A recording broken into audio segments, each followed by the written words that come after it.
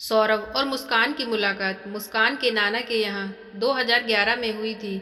मुस्कान के नाना ज्योतिषी थे। उनका नाम अनिल रस्तोगी था। वह अक्सर उनके घर जाती थी। इसी दौरान सौरभ और मुस्कान की मुलाकात और दोस्ती हो गई। तब 13 साल के रहे सौरभ को पहली नज़र में मुस्कान भा गई। 5 साल तक एक दूसरे के प्यार में रहने के बाद दोनों ने शादी करने का फैसला लिया। नाबालिग होने की वजह से इजाज़त नहीं मिली। सौरभ और मुस्कान शादी करने के लिए घर से 3 बार भागे थे। सौरभ बचपन से चंचल स्वभाव होने के साथ पढ़ाई में होशियार था। सबसे छोटा होने के कारण सभी का लाडला भी था। सौरभ पढ़ाई में लग गया, मर्चेंट नेवी का कोर्स किया।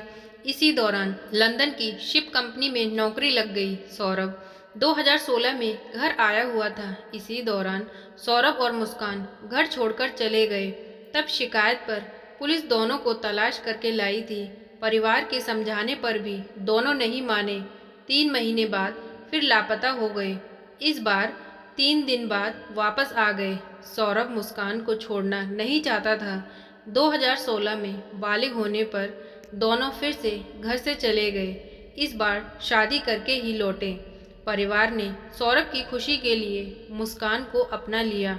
सौरभ हमेशा मुस्कान का ही सपोर्ट करता था। इस शादी से उन्हें एक बेटी पीहू भी हुई। मुस्कान शादी के बाद परिवार के साथ 1 डेढ़ साल तक रही। वह छोटी छोटी बातों को लेकर लड़ती थी। मुस्कान कभी घर पर खाना नहीं बनाती थी और वह परिवार को जेल भिजवाने की धमकी देकर डराने धमकाने लगी। इस पर पिता ने घर से उसे बेदखल कर दिया।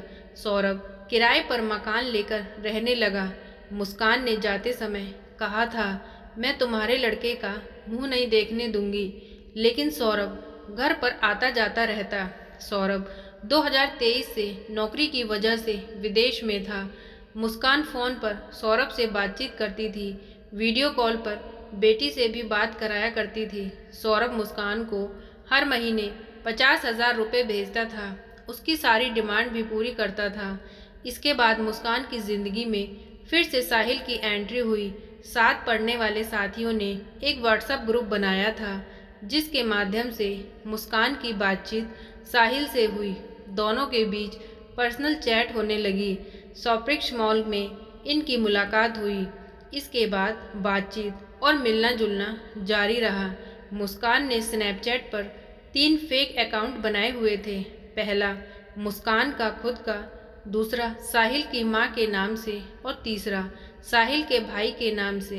इससे वो साहिल के साथ चैट करके उसका माइंड वॉश करती थी। साहिल की मां की मौत सालों पहले हो चुकी थी, लेकिन उसे विश्वास था कि वो अब भी उससे बात कर सकती है और इसी अंधविश्वास का फ़ायदा मुस्कान ने उठाया।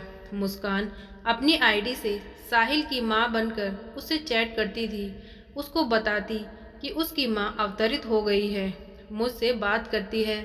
मुस्कान साहिल के भाई और उसकी मां की फर्जी आईडी बनाकर उसको ये दिखाती थी कि देखो, तुम्हारे घर वाले भी इस रिश्ते के लिए तैयार हो गए हैं।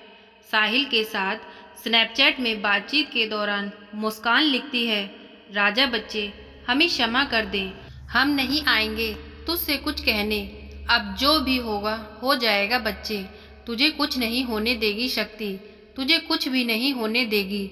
साहिल को मुस्कान हर दिन ये एहसास कराती वो उसके बहुत करीब है, लिहाजा वो स्नैपचैट पर फर्जी आईडी से और करीब पहुंचने की कोशिश करती। साहिल को किए एक और मैसेज में साहिल की मां बनकर मुस्कान ने लिखा, राजा पास हो गई तेरी बहू, बन गई हमारे परिवार का हिस्सा, हमारे पितृ का आशीर्वाद मिल गया, बन गई ब्राह्मण, अब कोई नहीं हरा पाएगा मेरी बहू को। इसका वध मुस्कान के हाथों लिखा है। इस तरह वो साहिल को उकसाती थी। दोनों कई बार ऋषिकेश और मसूरी भी घूमने गए। अब तो साहिल का मुस्कान के घर पर आना जाना भी था। कई बार तो वह मुस्कान के घर देर रात रुक कर जाता। एक दिन मुस्कान के मकान मालिक ने साहिल और मुस्कान को आपत्तिजनक हालत में पकड़ लिया और उन्होंने फ़ोन पर सौरभ को इस बात की सारी जानकारी दे दी। इस पर सौरभ ने मुस्कान को खूब खरी खोटी सुनाई और कसम दिलाई थी कि अब वह साहिल से नहीं मिलेगी, लेकिन वह फिर भी साहिल से मिलती रही। उसे रास्ते से हटाकर दोनों ही साथ रहना चाहते थे। मुस्कान का किसी लड़के से प्रेम प्रसंग है, इस बात का पता चलने पर सौरभ ने बड़े भाई को बताया था। तब भाई ने मुस्कान को छोड़कर घर लौटने की सलाह दी थी। सौरभ ने तलाक की प्रक्रिया शुरू की थी, लेकिन मुस्कान तलाक नहीं देना चाहती थी। सौरभ भी मुस्कान से बहुत प्यार करता था, इसलिए उसने तलाक लेने का इरादा छोड़ दिया। 2023 में उसने मर्चेंट नेवी की अपनी जॉब भी छोड़ दी, लेकिन परिवार को इस बारे में ज़्यादा कुछ नहीं बताया। इसके बाद वह लंदन की बेकरी में नौकरी करने लगा और महीने में एक बार ही भारत आता था। 2023 से सौरभ बाहर रह रहा था और अभी 24 फरवरी को ही वापस लौटा था। 3 मार्च 2025 को सौरभ अपनी माँ रेनू के घर से लौकी के कोफ्ते की सब्जी लाया था। उसने कोफ्ते गरम करने के लिए मुस्कान को दिए। मुस्कान ने सब्जी में नींद की व अन्य नशीली दवाइयाँ मिला दी। इसके बाद सौरभ सो गया। सौरभ के सोने के बाद मुस्कान ने अपने प्रेमी साहिल को कॉल करके घर बुला लिया। साहिल घर पहुंचा और दोनों ने मिलकर चाकू से ताबड़तोड़ वार कर सौरभ की हत्या कर दी। शव को बाथरूम में ले जाकर उस्तरे से पहले उसकी गर्दन काटी। इसके बाद हाथ और कलाइयों से हाथ काटे। दोनों की योजना शव के टुकड़े टुकड़े कर पॉली बैग में भरकर अलग अलग स्थान पर फेंकने की थी। दोनों ने सौरभ के धड़ को पॉली बैग में भरकर वहीं डबल बेड के बॉक्स में रख दिया। कटा हुआ सिर और कलाइयों से कटे हाथ साहिल दूसरे बैग में रखकर अपने घर ले गया। 4 मार्च को उन्हें अपने घर के कमरे में रखा, मगर उन्हें ठिकाने नहीं लगा सका। 24 घंटे तक सौरभ का सिर और हाथ साहिल के घर रखे रहे। 5 मार्च को उन्होंने घंटा घर से एक ड्रम खरीदा और पॉलीबैग के रखे धड़ को उसमें डाल दिया। कुछ देर बाद साहिल सिर और हाथ ले आया और उन्हें भी ड्रम में डाल दिए। ऊपर से सीमेंट और डस्ट का घोल डालकर उसमें भरकर उसे सील कर दिया। 3 मार्च को सौरभ राजपूत की हत्या करने और उसके शव को टुकड़े टुकड़े करके नीले रंग के ड्रम में सीमेंट से सील करने के बाद मुस्कान रस्तोगी और साहिल शुक्ला 10 मार्च को कसोल पहुंचे थे।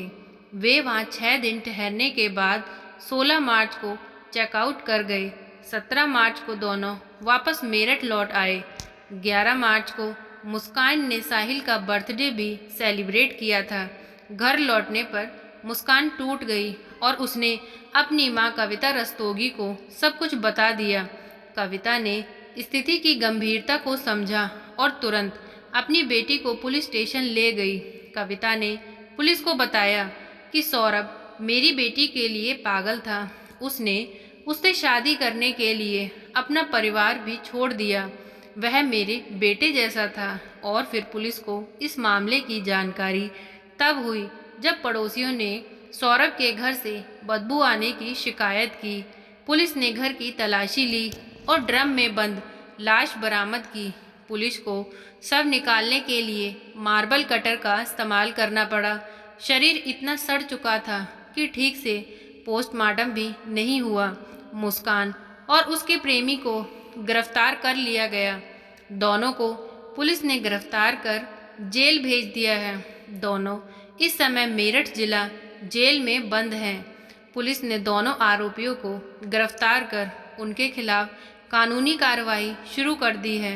यूपी के मेरठ में हुई ये खौफनाक घटना प्रेम संबंधों की अंधी दौड़ में रिश्तों की बर्बादी और अपराध की एक खौफनाक मिसाल बन गई है। तो दोस्तों, इस दर्द भरी दास्तान ने सबको ही निशब्द कर दिया है। तो दोस्तों, आज की ये कहानी आपको कैसी लगी प्लीज़ कमेंट करके बताएं और इसके बारे में आपकी क्या राय है ये भी ज़रूर बताएं। प्लीज़ वीडियो को लाइक करें, चैनल को सब्सक्राइब करें। Thank you friends.